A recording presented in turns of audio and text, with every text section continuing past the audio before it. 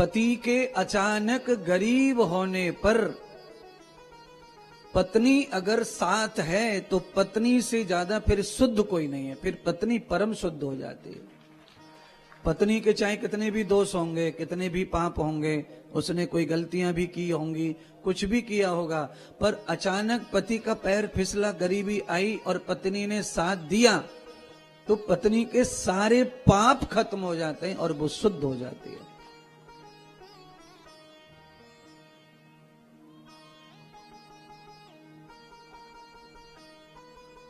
यौवनस्य मूल स्त्रीणाम, पत्नी के यौवन में, पत्नी की सुंदरता में अगर पति पत्नी का सहयोग करता है तो यहां पति शुद्ध हो जाता है, उसके भी पाप खत्म हो जाते हैं, उसकी बुराइयां खत्म हो जाती हैं। पत्नी का यौवन, पत्नी में जवानी आ रही हो और मान लीजिए सुंदरता का महत रूप हो, उस समय पति की बेहद आवश्यकता स्त्री को पड़ती है, और पति अगर उस समय पत्नी को तृप्त कर सकता है तो वो भी शुद्ध हो जाता है। चाणक्य ने कितनी बातों को निचोड़ कर रखा है हमारे बीच में।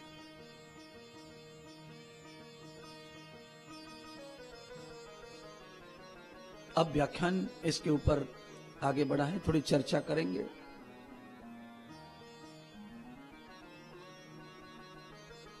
मैं चाणक्य नीति को इसलिए सुना रहा हूं, हमें जीवन में शुद्धि की जरूरत है। अपराध, गलती सबसे होती है। संसार में जो शरीर के रूप में आए हैं, गलती उनसे होगी, होती है। बस जिनके पास में ज्ञान है, सत्संग है, जिनके पास में संध्या है, जिनके पास उपासना है, जो प्राणायाम ध्यान में रुचि रखते हैं, वो गलतियां कम करते हैं। पर गलती का पुतला है इंसान, तो गलती उससे होती है। पर उस गलती के बाद भी चाणक्य कहते हैं कि वो परम शुद्ध हो सकता है, परम पवित्र हो सकता है। यह अवस्थाएं उसमें अगर हैं तो वो पवित्र माना जाएगा।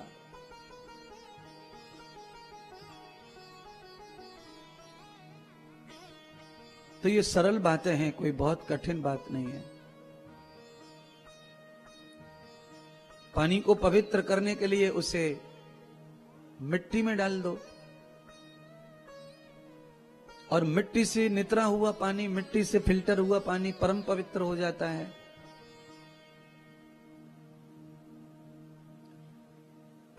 डिस्कवरी पर एक वैज्ञानिक जो है ना, वो आपत्ति काल में कैसे जिया जाए, वो डिस्कवरी चैनल पर दिखाता रहता है जंगलों में।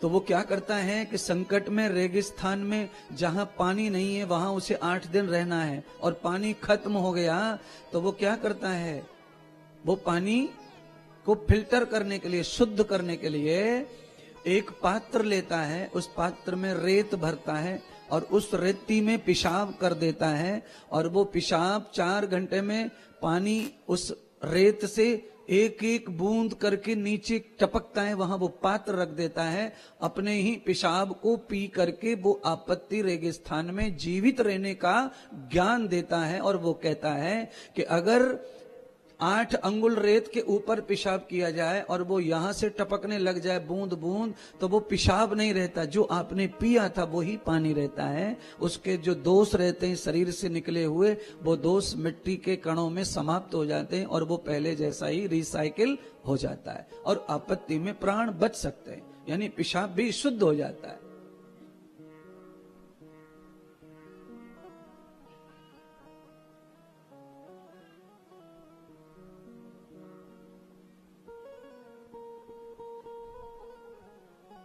रेत का छना हुआ पानी शुद्ध माना जाता है।